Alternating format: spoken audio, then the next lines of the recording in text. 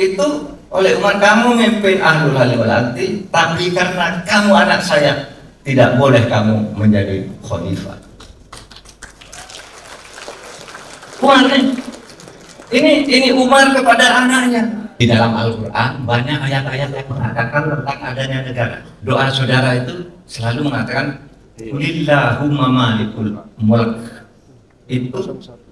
Mulk itu artinya negara, kekuasaan. Ada alladzi lam yuklad mithluha fil bilad.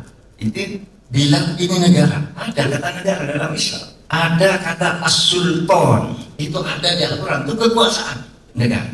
Ada kata balad, tadi ada bilad, ada balad. Wahadal baladil amin, ini negara. Oleh sebab itu Islam mengajarkan hidup bernegara.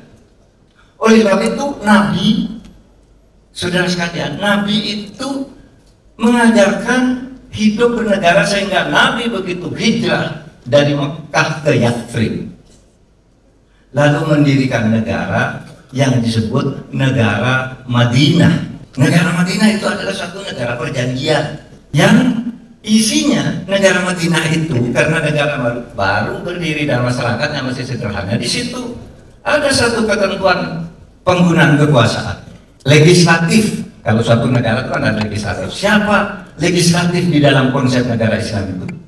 Di zaman Madinah Nabi Muhammad, legislatifnya itu Allah. Allah yang membuat hukum, dan Nabi Muhammad, Allah dan Nabi Muhammad itu lembaga legislatif Islam di era hidupnya Nabi Muhammad. Tidak boleh ada orang yang membuat aturan hukum kecuali Allah dan Nabi Muhammad. Ketika Nabi Muhammad memimpin negara Madinah, eksekutifnya Nabi Muhammad. Enggak ada perdana menteri, hakim, lembaga kehakiman, yudikatif, tidak ada. Yang mengadili juga Nabi Muhammad. Itu negara yang didirikan oleh Nabi Muhammad. Tetapi negara yang didirikan Nabi Muhammad pada abad ke-6 itu, saudara, itu sudah sesuai dengan teori modern tentang negara yang lahir pada tahun 1933 di dalam konferensi internasional namanya Konferensi Montevideo, yang menyebutkan bahwa setiap negara bisa disebut negara dan bisa bergabung ke PBB lah.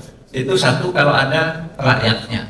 Itu Nabi Muhammad punya rakyat di Madinah. Yang kedua, ada pemerintahnya Nabi Muhammad di Madinah.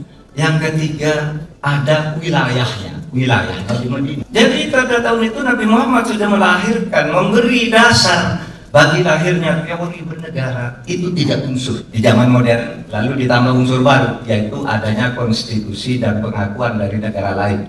Tapi tanpa ini pun negara sudah dianggap ada. Ada pemerintahnya yang berdaulat, ada rakyatnya, ada wilayah. Jadi apa yang ingin saya katakan di sini? Menurut Islam, ajaran bernegara di dalam Islam itu ada. Tetapi saudara, Islam mengajarkan negara dalam prinsip, tidak mengajarkan dalam rangka teknis. Oleh sebab itu sistem pemerintahan negara sesudah Nabi wafat itu bisa dibuat berdasar ijtihad para ulama masing-masing bangsa. Maka sesudah Nabi Muhammad tidak ada sistem pemerintahan negara yang dikatakan Islami yang ada. Sistem pemerintahan negara yang Islami. Dalam zaman 4 khalifah, Al-Khulafaur Rasyidun atau Khulafaur Rasyidin, itu ada 4 khalifah. Sistem pemerintahnya itu beda-beda, dan itu semua benar. Abu Bakar itu disebut khalifah, pemerintahannya disebut khilafah. Cara memilihnya dia melalui musyawarah langsung umat di dekat jenazahnya Nabi. Pada waktu itu, siapa juga yang mau mengganti Nabi Muhammad? Oh sudah, Abu Bakar aja jadi khalifah. Itu musyawarah langsung umat di situ. Ketika Nabi Muhammad belum dipilih di gubernur, itu demokrasi langsung. Tapi saudara, ketika Umar itu menjadi khalifah, dia tidak dipilih, dia ditunjuk oleh Abu Bakar. Kata Abu Bakar, kalau saya meninggal besok, pengganti saya adalah Umar. Nah itu monarki. Kalau Abu Bakar tadi demokrasi, Umar monarki, penunjukan. Kalau Abu Bakar disebut khalifah karena pemerintahnya khilafah, Umar disebut amir, amirul mukminin, sehingga pemerintahannya disebut imaroh. Uni Imarah Al-Arab, Persatuan Emirat Arab, model Umar. Turki Utsmani dulu model Abu Bakar. Ketika Umar mau meninggal, dia berwasiat, nggak boleh pakai keturunan gitu. Sekarang agak lebih bagus lah, dibentuk ahlul halli wal aqdi, itu Dewan Perwakilan, seperti saudara di parlemen. Umar membentuk Dewan Perwakilan 6 orang. Kata Umar, kalau saya mati besok, bukan anak saya yang jadi khalifah, tapi sebuah Dewan Perwakilan yang namanya ahlul halli wal aqdi. Ketua ahlul halli wal aqdi itu namanya Abdullah bin Umar. Nah, Abdullah bin Umar itu oleh Umar, kamu memimpin ahlul halli wal aqdi, tapi karena kamu anak saya, tidak boleh kamu menjadi khalifah. Umar ini Umar kepada anaknya. Sudah itu sejarah Islam. Baca nanti sejarah perjalanan umat Islam. Nah, sesudah Utsman wafat, saudara, Utsman wafat itu ditandai dengan perpecahan umat Islam. Mulai perang di situ antar umat Islam oleh lawan-lawannya. Utsman itu dituduh nepotis. Kata lawannya bukan nepotis, yang diangkat saudara-saudaranya semua. Gubernur sana ini, sekretaris ini. Betul, saudara baca sejarah Islam. Ini bukan sejarah Islam, baca nanti aja. Banyak sejarah Islam itu. Ya, ada judulnya Sejarah Muhammad. Ditulis oleh Muhammad Haikal. Saudara baca di situ. Utsman itu ditusuk sedang baca Al-Quran. Pecah sejak itu, makan satu mendukung Utsman dengan saudaranya Muawiyah yang memimpin, yang satu dukung Sayyidina Ali. Maka sejak itu muncullah aliran negara imamah. Saya sebagai khalifah pengganti Utsman, kata Ali, saya ingin disebut imam, maka disebut Imam Ali. Negaranya namanya imamah. Jadi ada khilafah, ini juga diambil dari Islam. Imar atau Imar dari Amir Sayyidina Umar, kemudian imamah Imam Ali.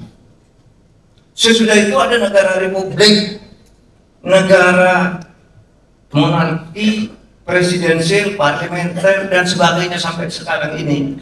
Berapa jumlah negara Islam dengan pola-polanya? Ada 57 jenis. Saudara, jadi kalau saudara membuat negara Islam, jangan berpikir harus khilafah. Berarti itu tidak tahu arti khilafah. Khilafah itu dianas, yang merupakan artinya pemerintahan yang diterjemahkan oleh Abu Bakar. Khilafah, saya khilafah sebagai pengganti. Tapi Umar namanya Imar, saya Amir, bukan khalifah. Disebut Amirul Mukminin, disebut Amirul Mukminin. Kalau imam saudara tahu disebut Imam Ali. Semua itu menurun, mengistimbat dari cara berpikir Nabi Muhammad. Bikin negara seperti Nabi Muhammad tidak bisa, harus diterjemahkan dalam bentuk seperti tadi. Apa? Karena Nabi Muhammad kan yang harus jadi kepala negaranya harus Nabi. Sekarang tidak ada Nabi. Harus menjadi hakimnya harus Nabi dulu yang menghukum orang salah. Sekarang harus Mahkamah Agung karena tidak ada Nabi yang buat aturan. Sekarang Allah tidak lagi menurunkan wahyu. Nabi Muhammad sudah wafat, berarti legislatifnya sekarang kalau ada perkembangan baru harus DPR, itu kan. Nah, itulah cara kita memahami hidup bernegara. Jadi oleh sebab itu negara itu menurut Imam Al-Ghazali Al-Allamah, ad-din was-sultan tau aman. Bernegara dan punya kekuasaan politik itu dua saudara kembar, tau aman. Anda punya agama, ya, beragama dan punya kekuasaan politik negara, itu dua saudara kembar. Anda ingin beragama dengan baik, Anda harus beragama dengan baik. Anda ingin beragama dengan baik, harus punya negara. Apa fungsinya? Ad-dinu usun was-sultanu harisun. Agama itu dasar yang mendasari kamu berjuang agar kamu selalu. Sedangkan kekuasaan politik itu adalah pengawal perjuanganmu. Oleh sebab itu mempunyai kekuasaan politik itu menjadi wajib. Ada yang mengatakan Berpolitik haram enggak. Nabi Muhammad itu pertama mendirikan